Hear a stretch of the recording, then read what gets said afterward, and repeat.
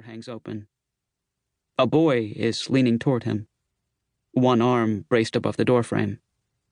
His dark hair is artfully untrimmed, but he's dressed well. Argyle pullover, toffee brown jodhpur boots, a suburban choir boy in half-hearted revolt. Charlie stares at him, and he smiles. "That looks like fun." The boy nods toward the steaming hood of Charlie's car. "Have a wrecker on the way?" Charlie slowly shakes his head. "Phone booth's out of order." The boy gives a sympathetic wince and turns toward the unseen driver. Then he nods and turns back to Charlie. "We can give you a lift home if you want," he says. "Car's not going anywhere. You might as well call the tow from someplace warm." Charlie lifts the hood again to take one last, hopeless look into his engine. He sighs and slams it shut. "I'm in Polish Hill," he says. "Is that out of your way?"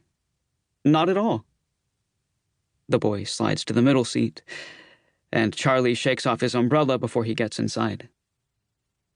The driver is a kid, too, copper-haired and slim. His clothes are as well cared for as his friends', but they're conspicuously cheaper. His plaid flannel shirt has a generic plainness to it that makes it look as if it had been sewn at home from a pattern. Behind the boy's Malcolm X glasses, his dark eyes are solemn, and when he greets Charlie, he does not smile. He stares just a second longer than he should, then catches his friend's prompting glance, chews his lip, and looks away into the road. "He's shy," says the dark-haired boy. "Don't mind him." Charlie nods, unoffended.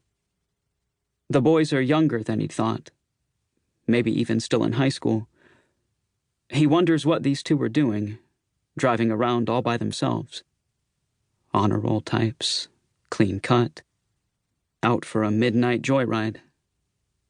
It's a poignant thought, almost charming. Charlie was a different kind of teenager. Lousy grades, on the football team but never great at it. A lumbering straight man to the class clowns. But he knows what it is to wonder what everyone else is doing differently in order to be happy. He knows what it is to skirt at the outermost edges of friendship.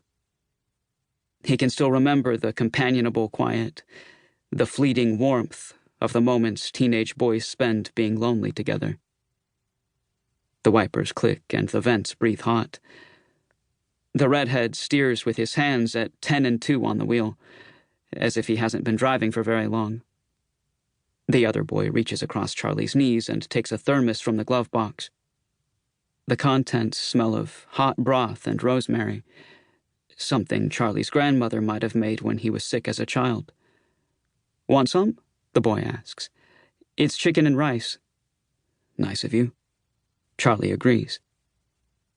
He holds the metal thermos mug steady while the boy carefully fills it. The first mouthful burns Charlie's tongue, but it shocks the cold from his bones, and it tastes all right. At first there's the barest tang of soap, as if the mug wasn't rinsed properly, but after a moment he can't even taste it. The dark-haired boy takes a sip from the thermos and offers it to his friend, but the driver shakes his head curtly and keeps his eyes fixed on the empty street. It's quiet for a while. Charlie finishes his soup and rolls the mug between his hands.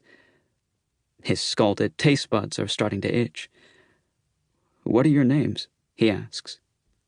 He'll forget the answer as soon as he hears it, but he's grateful for the promise of home and the weight of hot food in his belly, and he wants to be courteous.